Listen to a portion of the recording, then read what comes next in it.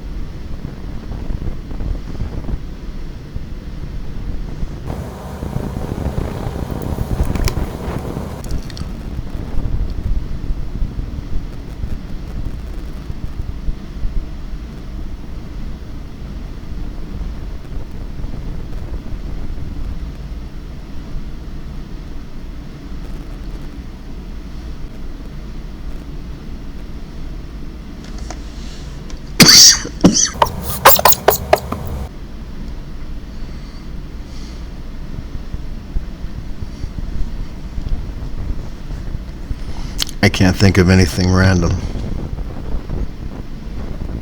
I'll just play what I just recorded. I'll just speed it up.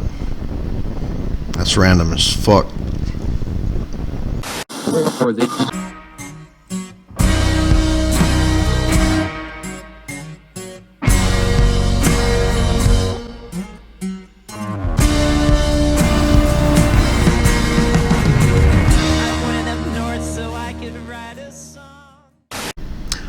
Welcome to the White Jesus Show. I'm White Jesus.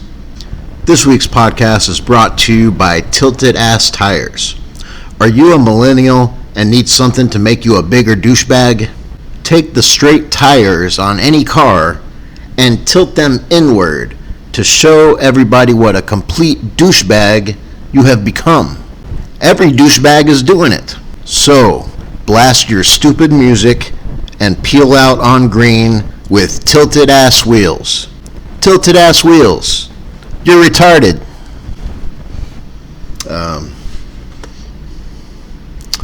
As much as I disagree with the advertisers and the sponsors sometimes, I don't know, maybe with their language or somewhat, maybe that wasn't like appropriate language to be showing the folks at home. But, have you ever seen those tilted in tires, man? The kids are doing it. That's what the kids are doing. Well, welcome to the show, folks. I took a week off of the show, just chilling. We had Thanksgiving happen. Trump pardoned the turkey. I believe his wife decorated the White House for Christmas.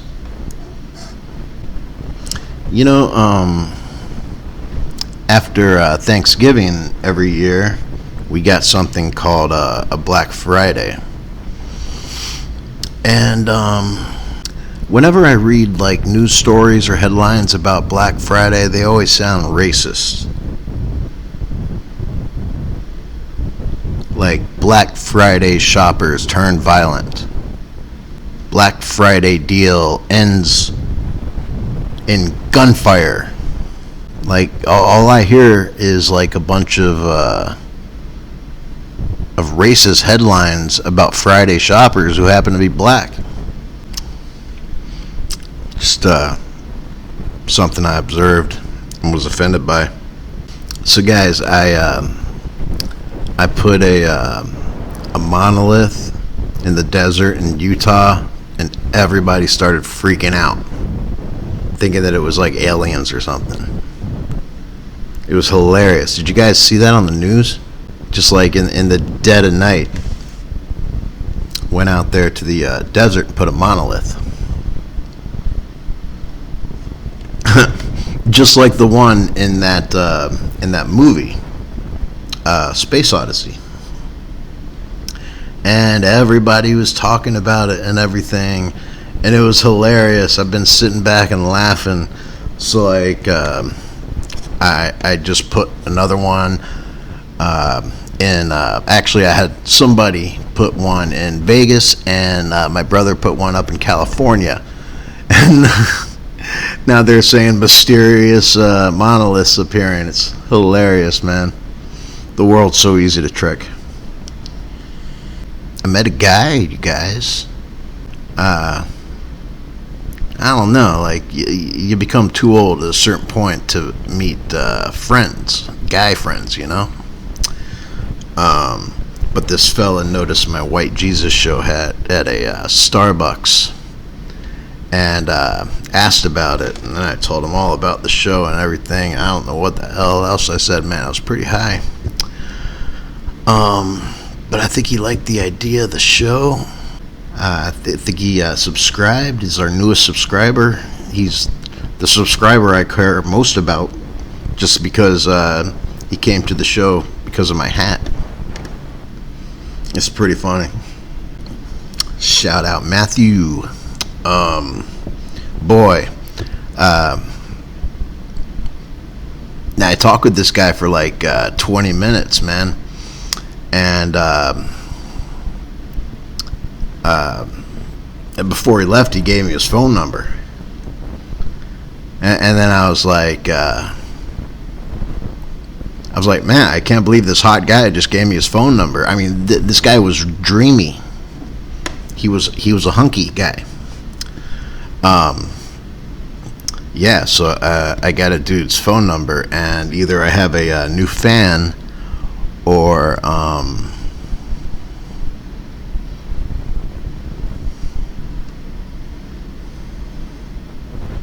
an admirer. No, man, I actually think he wants to talk with me about Jesus, which would be cool.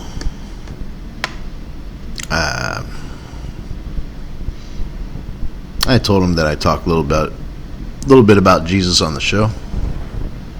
You'll have to go back into the library. It's funny, I'm talking like, you know, I'll look out here and talk, but it's like nobody's.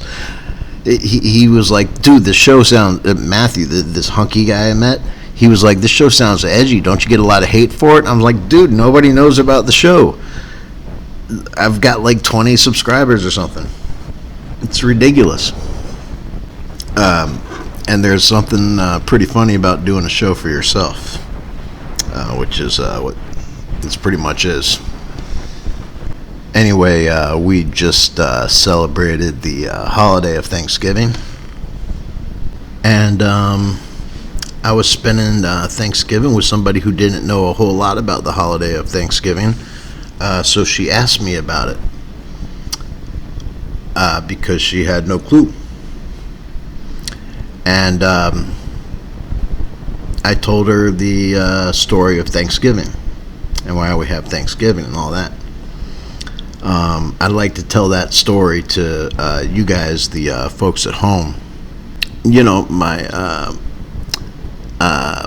girlfriend is Venezuelan, so she didn't know too much about Thanksgiving and asked me about what it meant.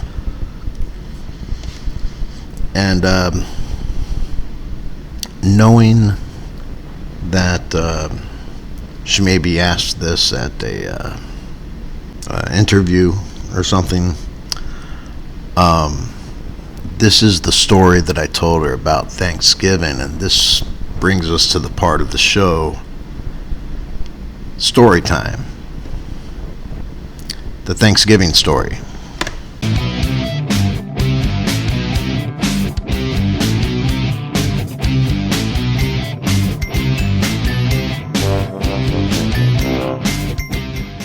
Welcome to story time. This is the Thanksgiving story. Back in the day, there was a peaceful culture of folks living in North America. One day, a bunch of Europeans showed up on a boat. They started murdering these folks and stealing their land in a disgusting act of white privilege. So they were trying to figure out how this was all going to work. The head Native American Indian chief was Chief Wampum, and he was trying to work something out with the white men. There were only two things that meant the world to Chief Wampum: his people and his pet turkey that he named Thanksgiving. Now, the Europeans tried to send a kind gesture to the natives by giving them blankets during a very cold week. Chief Wampum was very grateful. He told the white man that gratefulness and love was key for living a good life. The next day, Chief Wampum paid a visit to the head of the Europeans named Tyler. Chief Wampum said that everyone who used the white man's blanket was dead. Tyler shrugged his shoulders and said, "I don't know anything about that, Chief Wampum." But Chief Wampum wasn't so sure. Tyler agreed to come to Chief Wampum's teepee and have a talk over the peace pipe. Tyler and Wampum agreed that their two groups should get together for a dinner, to come together as two different cultures of people. They set the dinner for the last Thursday of November, although the natives called it Month of the Bull. The table was set, with potatoes, cranberries, and corn. The two groups sat at the table. A tribal leader came up and whispered something into Chief Wampum's ear. A look of anger appeared on Chief Wampum's face. Wampum looked at Tyler and asked him if he knew anything about his group of 15 tribesmen who went out to gather food for the dinner, getting slaughtered in a bloody massacre. Tyler shrugged his shoulders and replied to Chief Wampum, "Bears?" Chief Wampum was livid. "Why do you keep killing us? What's wrong with you white people?" He took his tomahawk and started hitting the potatoes on the table, leaving a mashed mess. And this is why we eat mashed potatoes on Thanksgiving. He called for his tribe to leave the dinner. Now, Tyler loved potatoes, but whole potatoes. He wanted nothing to do with this mashed potatoes. Tyler called a few white dudes together to hatch a scheme. They were going to kidnap Chief Wampum's beloved pet turkey, make amends with them, and try to get them back at the dinner table. The two groups eventually returned to the dinner table. Tyler called for the main course, and a couple of white dudes came in with a giant roasted turkey and put it on the table. Chief Wampum was impressed. "Where did you find such a large fowl?" he asked Tyler. And Tyler looked Chief Wampum dead in the eye and said, "It's chicken. Just a really big chicken." Then they said blessings of thanks and peace, and the two groups dined together for the very first time. Chief Wampum was eating the turkey and said to Tyler, "This tastes different." Tyler replied, "Really? Tastes kind of strange?" "Well, Chief, what you're actually eating is your beloved pet turkey, Thanksgiving." Wow. Chief Wampum's face turned red with rage. "Why would you do something like this?" And Tyler replied, "Because you mashed all my potatoes, you son of a bitch, and now you're eating your own pet, fucker." Chief Wampum grabbed a handful of cranberries and threw them at Tyler. They covered him now in a sauce-like way. And this is why we eat cranberry sauce at Thanksgiving. The whole dinner ended up in a huge food fight. And this is why we fight with our family on Thanksgiving. However, aside from the blood-red stains of cranberry sauce, not a single person was slaughtered. Tyler and Chief Wampum locked eyes on each other. "This is a start," they agreed. The moment caused the white man a little thought about what they were doing to these natives.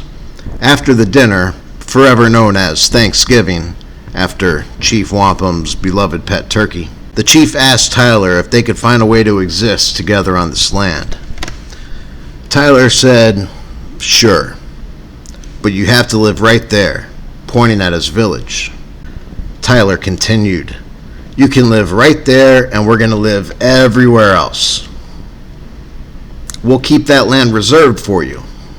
Chief Wampum asked Tyler if he'd like to make it interesting and bet goods that they will get more land.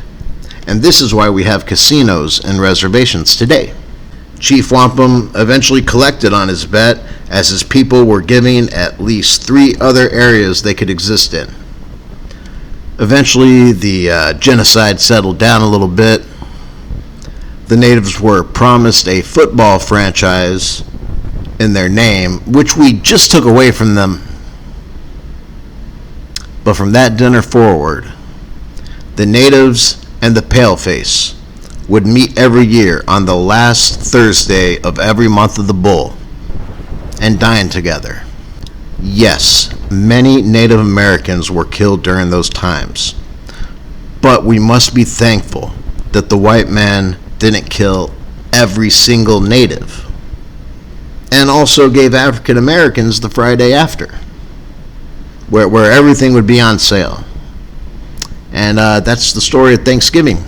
That was fucked up. I'm gonna get canceled. Please, somebody cancel me. I've got to be stopped, man. I just don't know. I don't know when I go too far, man. That was a made-up story, by the way. That's not really the story of Thanksgiving. That's the story that I told my girlfriend that Thanksgiving was about. She'll find out. And that was story time.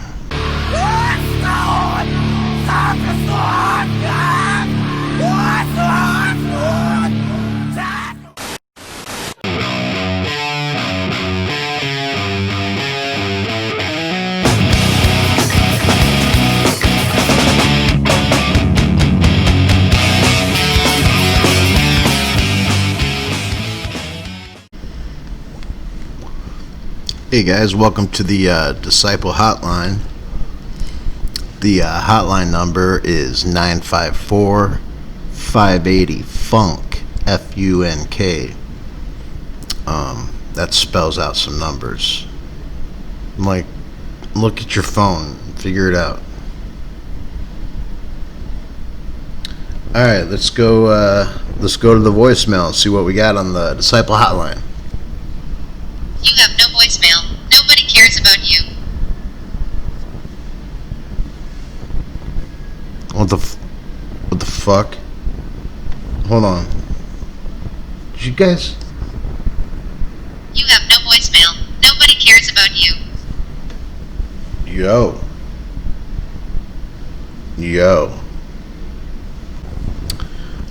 Yo, that ain't funny, dude. That's not a cool way to tell somebody they don't have voicemail, man. So apparently nobody called the hotline, and nobody loves me. That sucks. We did get a text into the hotline, because you could text the hotline too, if you don't want to call in, because your voice sounds stupid or something, you know. Or you're shy about being on a show with millions of listeners. You could just text the hotline, and it kind of acts like a letter, you know, if you think about it like that, right? So we did get a text to the Disciple Hotline, actually our first text to the hotline. It says, "Dear White Jesus, what happened with last week's show? Me and my pa listen to it every week, and honestly, it's the only thing we do together now. Please, Mr. White Jesus, please, do your show again. My pa doesn't spend enough time with me, and it makes me sad inside." Oh my God, this is sincerely, little Timmy. Well, Timmy, thank you for contacting the show, man, and I'm glad that you listen to it every week with your pa, who loves you. Your pa loves you, buddy. Little Timmy. I just didn't have a show plan because like I usually do a show like weekly, but when it came time to do the show, I just kept procrastinating. And little Timmy, if you don't know what procrastinating is, it's when you put off something that you need to do while masturbating. So I'm a little bit of a procrastinator. I'm glad you guys listen,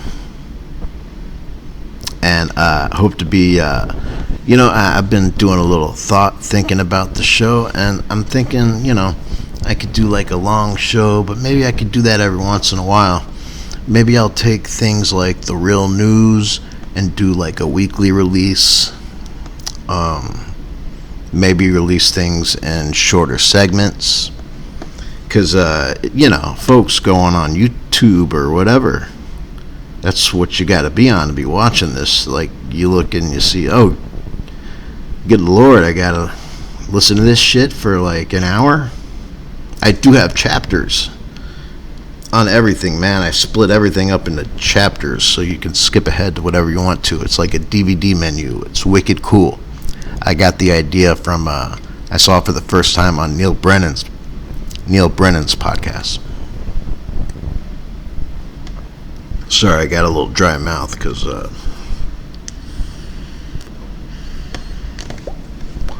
I'm quite stoned. Well, that was our Disciple Hotline for the week. Keep in touch, little Timmy, and shout out to you and your dad. I'm glad you guys are fans of the show, and go have a catch, and remember, your daddy loves you, buddy. Yes, sir. And that's the Disciple Hotline.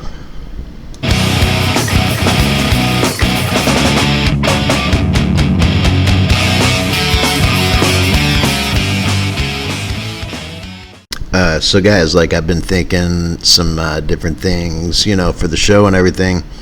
And one thing I thought of was a new segment called Just Sayin. Just Sayin, and this is it. Just Sayin. I'm just saying. Just saying, it's a saying. And welcome to Just Sayin. Now, in this new segment, I'm going to take a common saying, like an everyday saying, and we'll explain like the origin of that saying, And this week's saying is in layman's terms. Back in the day, in an early American time, there was a town of very bright and industrious individuals. Every week, most of the townfolk would meet at the local bar and discuss their new ideas and endeavors. There was one not too bright character in town, Mr. Jake Layman. Whenever the conversations got a little too smart, Jake had trouble following, and Jake would always ask them to repeat and clarify what they're saying. Oh, by the way, Layman was a huge drunk. Anyways, eventually, when someone said something that Jake clearly wouldn't understand, someone jokingly said, "Put it in layman's terms, so Layman over there will understand it." And everybody laughed, including Layman, because he was so drunk. This became a famous phrase in the bar, and a new way to communicate to stupid people. Tale of the infamous dullard Layman spread as early Americans started pioneering this great land. Pioneering. I fucked everything up. And the saying in layman's terms spread as well, where it is still used today. Jake Layman died in 1899 after urinating on a bear and being eaten to death. And that was this week's Just Saying. I'm just saying. Just saying, it's a saying. Layman's terms, a saying is like a group of words that people say often and stuff. I'm in a very interesting mix of medical marijuana and caffeine-fueled coffee.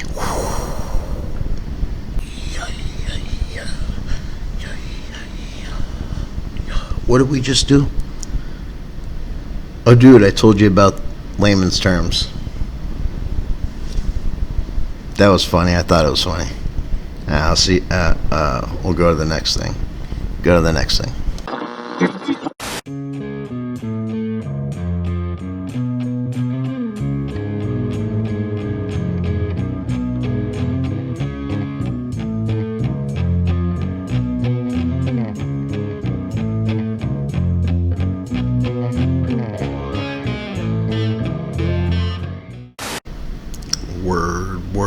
Word. It's the word. Welcome to the word with White Jesus. This week's word is addiction. Now, we're all very familiar with the traditional addictions. You got your alcohol, you got your drugs, sex. We've been dealing with these forever. But there is a new addiction, an addiction that didn't exist when I was a kid. And it's phone addiction. Dun dun dun. There's many facets to this. I think facets is the right word. I hope it is, man. Games on phones, social media on phones. But the real drug here is that little magical rectangular device we all have in our pockets. Even take away the social media, the apps, all that jazz. Let's just say it's just a phone. And that's all it does. It's still a new technology that is tethered to us. We used to be able to truly be left alone.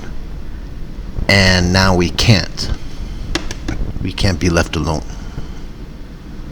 Now, when I was in high school, and I don't want to date myself. I mean, I've already explained that I've been dating myself since I hit puberty, and we're very happy together. Just me and me. But when I was in high school, if I went out with my friends, nobody could find us. If we got lost on the way to the mall, we'd have to use a map or ask for directions. And now I can't even drive without GPS.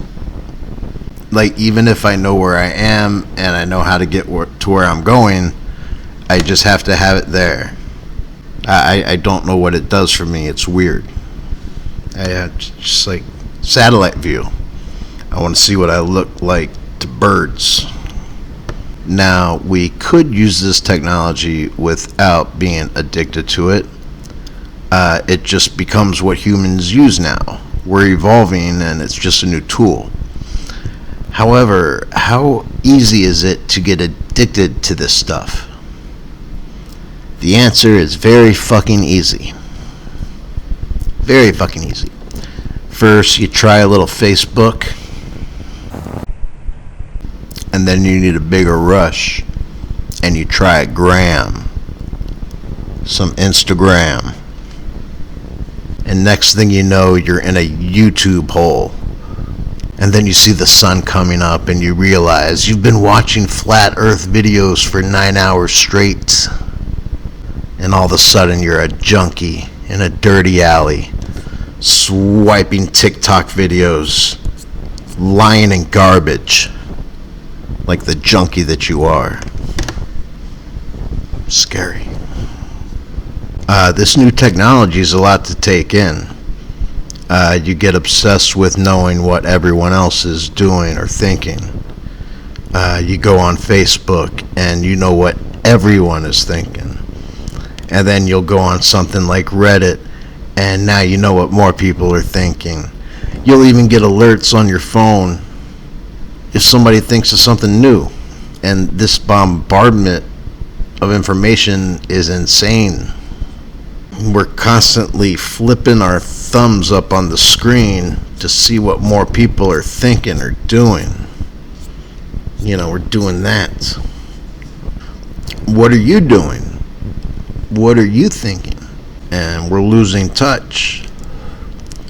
All this stuff, all this shit, it could really numb you out. And I'm close to this issue. I know people with this addiction. I've seen what it does. I've been addicted at times myself. I don't know how I would go to the bathroom without a phone now. I probably wouldn't be able to poop. Maybe there should be a button on the phone, an off button.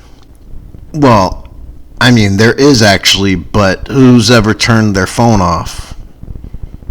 Except to maybe have it charge faster. We don't even turn these things off. When we sleep, chances are that your phone is in arm's reach. Back to the off button. This would be a different kind of off button, and it would shut everything the fuck down on your phone. Everything's gone. If you wanted to call someone, you can. Maybe a text, but that's it. No apps, no alarm, no calculator, no time. You have to get a watch, a wristwatch. Remember watches? And all phone makers should be required by the FDA to have this button because it's a health issue. I think the problem's bigger than we think. And people who are prone to thinking too much then add on the thoughts of fucking everyone. And these people could break. And yes, I realize I'm doing this on YouTube, but no one watches this. Old people think the times are weird. They always have. But we're going to be blown away, old folks, when we see what's coming in the next 20 years. I fear it more than climate change. It's like a billion Truman shows.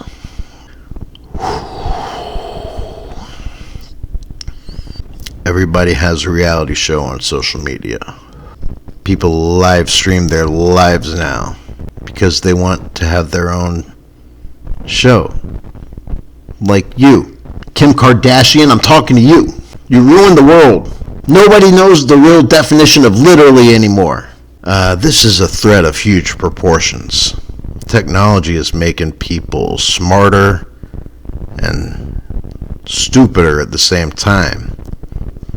And I don't even think stupider was the right word. It's because I'm smart and stupid. We have gone into uncharted waters. If I may culturally appropriate sailor terms. Like, I feel a lot older than I am because I'm always saying these freaking kids today. And I'm not that old, but like everybody in their 30s and 40s are saying these damn kids today. Because we're old enough to remember cassette tapes and VHS tapes as normal life. One phone in a house screwed into a wall. And a phone cord that wouldn't let you get more than 5 feet away from the fucking thing. It was hard to get addicted to media when we could only play one thing at a time and would have to fast forward what we wanted to see. And fast forwarding took a good 4 to 6 minutes. It's been fun living in the future. Like through all the tech advancement. And here we are now. We're in the future. 2020. That's 5 more years than Marty and Doc went into the future in Back to the Future 2. We don't have flying cars or hoverboards. Damn, it's really sad about those hoverboards. All our screens are flat. Oh, and they're in our pockets, and they can do anything. And all this shit is purposely designed to be addictive. Hundreds of thousands of the best scientists in the world came together and designed this system to addict us to it. And there's absolutely no doubt about that. It's not a theory. Many of the tech guys feel they've created a monster. Monsters. And they won't let their kids use the systems they design because they know the dangers, they design the dangers.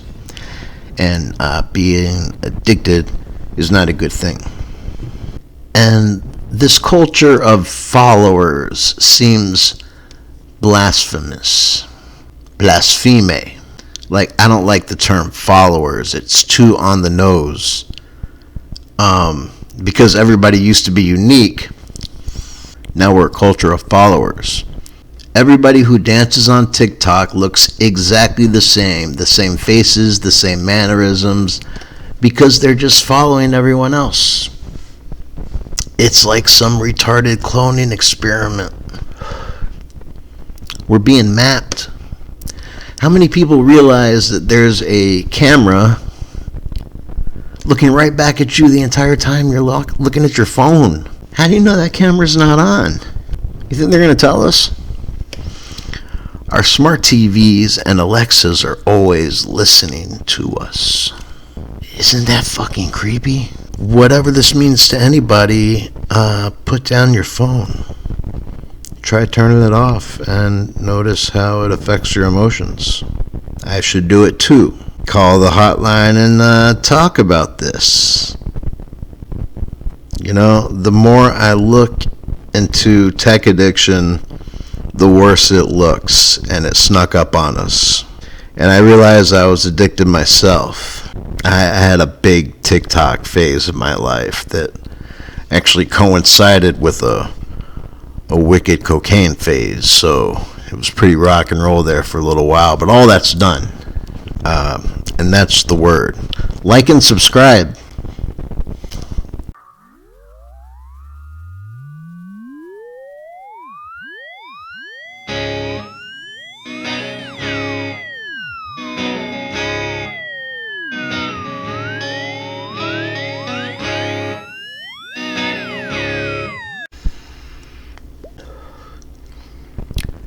Welcome to the real news. I'm White Jesus, and here's a string of jokes.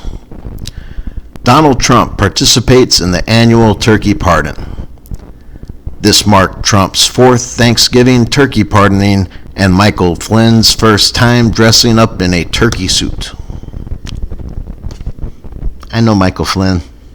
He's a good guy. Manned up and got in that turkey suit. Good luck to him. In Sweden, mom suspected of locking up son for 28 years.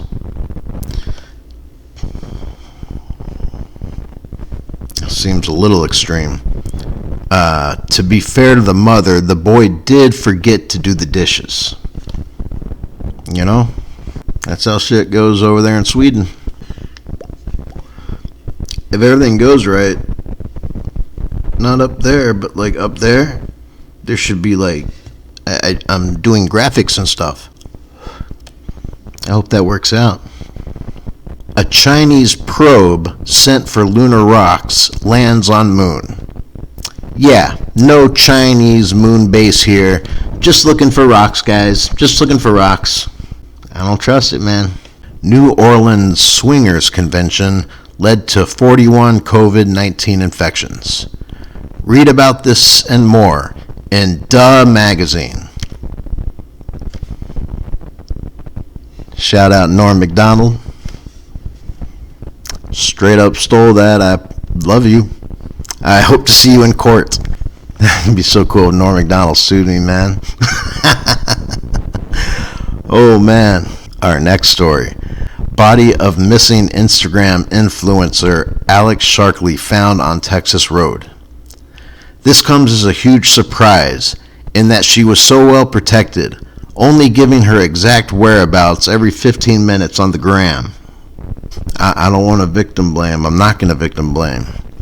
But if you share too much about yourself, folks, you may end up on a Texas road. South Carolina officials say they can't get drugs for man's Friday execution. South Carolina hopes to bum some drugs from Oregon. That's Oregon, where all hard drugs are legal. Say yes to drugs. Our next story, a Chicago man charged with murder after deadly fight over Thanksgiving leftovers. Now, this is a sad story, but to be fair to the murderer, it should be noted that the man killed was putting his hands in the yams. You don't treat yams that way. I'm not saying he should have been shot. Yams should be respected. Our next story, a hunter fatally shot when mistaken for a deer.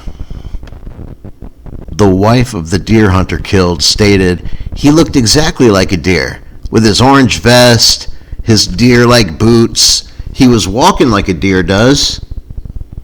I think his wife just straight up murdered this dude.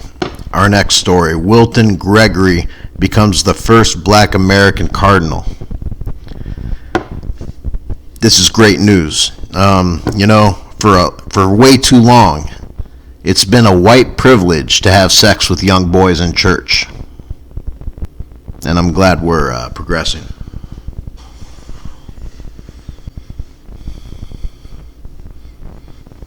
My first Catholic priest sex joke, maybe? No. I'm sure I have to have done it before. What am I thinking? Astronauts hold Q&A at space station. 90% of the questions were about how they poop. Our next story comes to us from CNN. Latinos were going to college more than ever, but COVID-19 is forcing many to drop out. Along with Latinos, COVID-19 forced black people, white people, and Asians to drop out too, but yeah, CNN. Latinos. You scored a couple points there, CNN. That's 3 Latino points for CNN. Latinx, I mean. Sorry. I think it might be Latinx now. But I don't think I don't think the Latinos like that at all. Our next story. Truckers call out ABC's Big Sky for tasteless representation of industry. Reach for comment. The king of the truckers, Billy, stated, "That's right, now you got woke truckers. What you going to do now? Whoop, whoop, Biden 2020. That's our Billy. That's got to be our Billy. He's the king of the truckers. The last time we talked to Billy, he said he was the king of the truckers. And finally, this just in. China planted a flag on the moon. Reach for comment. The United States of America said, "Hey China, stop stealing our moves." Shout out once again, Norm MacDonald. Straight up stole his move right there. I'll see you in court, Norm. Please, Norm MacDonald, sue me. I've got money, man. I love you, man. You're the reason I do everything. I've met you, Norm. Norm MacDonald. I met Norm MacDonald at a comedy club after his set. He came off, and I was super comfortable going right up to him. I think I hugged him, and I told him that the Norm Show was the best show ever on television. And he was like, "Thanks, man." And I said, I love you. And he says, "I love you." So Norm MacDonald and I are in love. And, well, I guess it's out there now. Anyway, it'd be a complete honor to be sued by Norm MacDonald. And we hope to be hearing from him.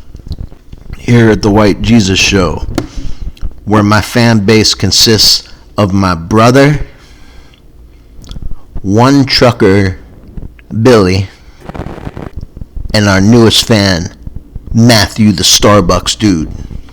That was it, guys. That was the real news of White Jesus. Represent.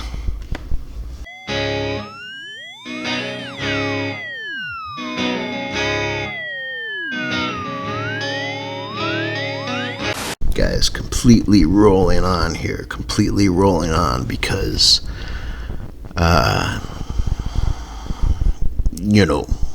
sometimes you force yourself to get through, man. And we did a show tonight. It was a fun show. I told some stories. Hey, did you see that freaking Real News, man? I learned about these overlay things, how to do graphics and stuff and put things up there. So that'll look pretty cool. I'm pretty proud of that, yo. And let's see. Closing up, what did we talk about, man? Okay, let me find notes about what we did on the show today. Because as always, I'm way too high to remember what the show consisted of. I want to make sure we did everything. We told the story of Thanksgiving, right?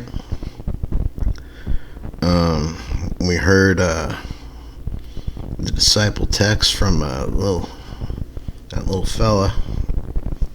We found out why people say layman's terms, because this is an educational show now too, and it feels good to be educated and be out there. Ooh, I just heard a plane.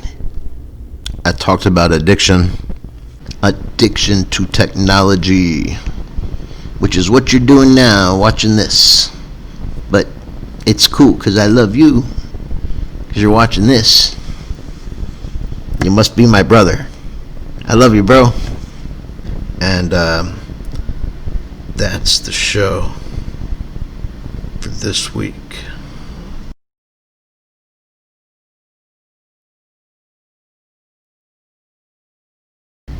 Like I say every week, always remember, white Jesus loves you. Thanks for listening. Peace out. That's how Canadians say peace out. They say peace out. So, peace out, hosers. Hosers is Canadian too.